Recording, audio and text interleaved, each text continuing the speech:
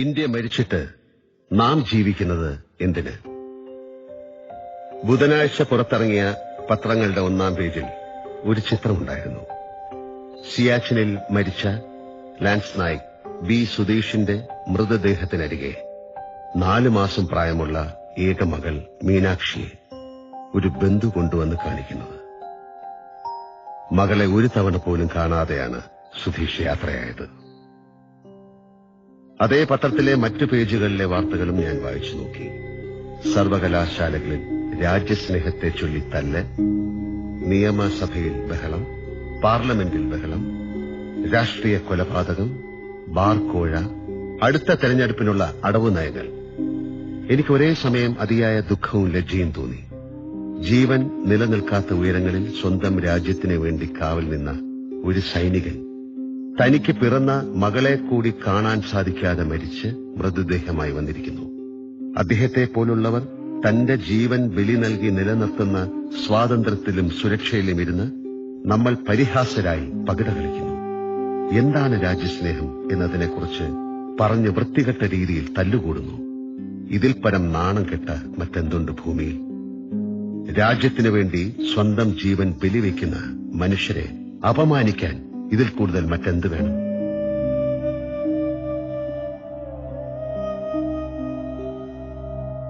സിയാച്ചിൻ സന്ദർശിക്കാൻ എനിക്ക് ഒരിക്കൽ പട്ടാളത്തിന്റെ ക്ഷണമുണ്ടായതാണ്. അന്നത് സാധിച്ചില്ല. അവിടുത്തെ പ്രകൃതിയും അതിനോട് മല്ലിട്ട് മാതൃരാജ്യത്തിനു വേണ്ടി നിൽക്കുന്ന അതിധീരരുടെ ജീവിതവും കാണണം എന്ന് ഇപ്പോഴും എനിക്ക് ആഗ്രഹമുണ്ട്.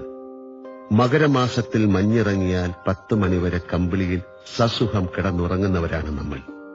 നമുക്ക് പല്ല് തേയ്ക്കാൻ മുതൽ കുളിക്കാൻ വരെ ചൂടുവെള്ളം തരാൻ കുളിമുറികളിൽ ഗീസറുണ്ട്.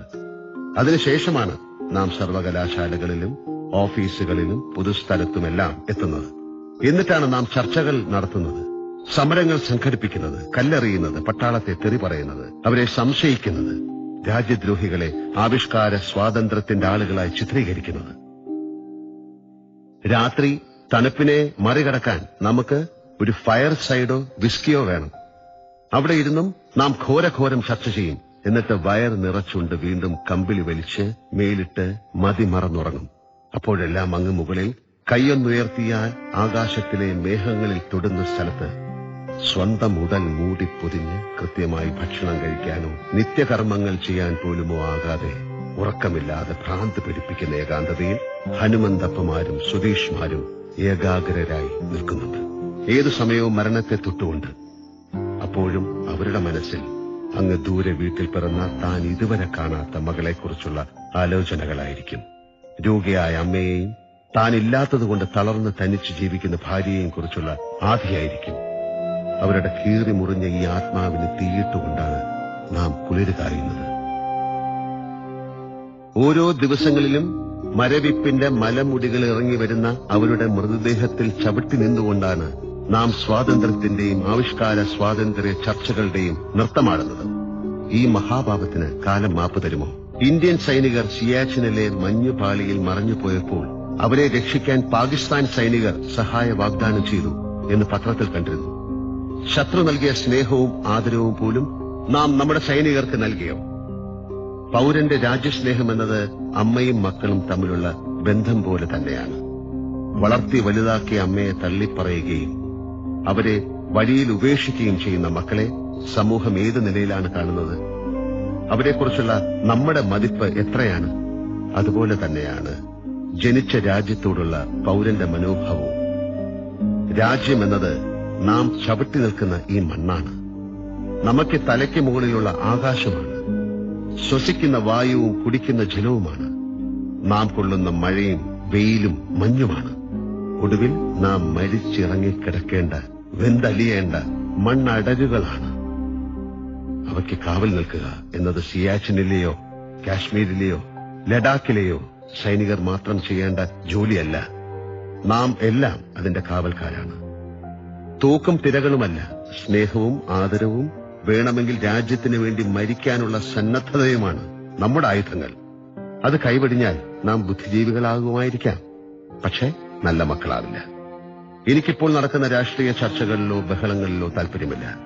മനോഭാവം മാത്രമേ എന്നെ അലട്ടുന്നുള്ളൂ. എന്തുകൊണ്ടാണ് നാം നമ്മുടെ മക്കൾക്ക് ഇന്ത്യ എന്ന അത്ഭുതത്തെക്കുറിച്ച് പറഞ്ഞു കൊടുക്കാത്തത്? അതിന്റെ അത്ഭുതപ്പെടുത്തുന്ന സംസ്കാരത്തെപ്പറ്റിയും അതിന് കാവൽ നിൽക്കുന്ന ഹിമാലയത്തെക്കുറിച്ചും അതിനെ നനയ്ക്കുന്ന മഹാനദികളെക്കുറിച്ചും പറഞ്ഞു കൊടുക്കാത്തത്? അതിന്റെ സാഹിത്യത്തെക്കുറിച്ചും ചിന്തയെക്കുറിച്ചും മനസ്സിലാക്കി കൊടുക്കാത്തത്? ഒരച്ഛൻ മകൾക്ക് അയച്ച കത്തുകളെങ്കിലും വായിക്കാൻ നൽകാത്തത്? അത് ചെയ്താൽ മാത്രം മതി. ഒരു മകനും മകളും ഇന്ത്യക്കെതിരെ ഇവിടെ ജീവിച്ചുകൊണ്ട് മുദ്രാവാക്യം വിളിക്കില്ല. എവിടെയോ ഒരു പട്ടാളക്കാരൻ മരിച്ചു വീഴുമ്പോൾ നമ്മുടെ മക്കൾ ഒരു നിമിഷം സ്വയം കണ്ണടച്ചു നിന്നോടും. ഒരു തുള്ളി കണ്ണീർ പൂക്കൾ ഉദകമായി നൽകിക്കൊള്ളും. കുട്ടികളെ അയക്കേണ്ടത് സംസ്കാരത്തിന്റെ സർവകലാശാലകളിലേക്കായിരിക്കണം. അപ്പോൾ അവർ മുദ്രാവാക്യം വിളിക്കുന്ന അതേ ശക്തിയോടെ സല്യൂട്ട് ചെയ്യാനും പഠിക്കും. പ്രസംഗിക്കുന്ന അതേ വീറോടെ രാജ്യത്തെ ഓർത്ത് കരയാനും പഠിക്കും.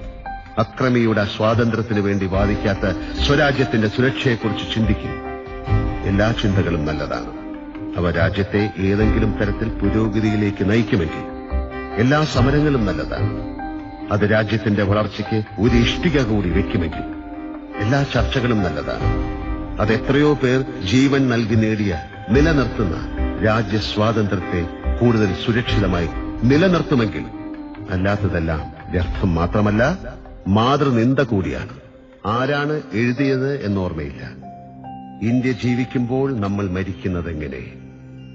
ഇന്ത്യ മരിച്ചിട്ട് നമ്മൾ ജീവിച്ചിട്ടെന്ത് കാര്യം? ജയ് ഹിന്ദ്. സ്നേഹപൂർവ്വം, മോഹൻലാൽ.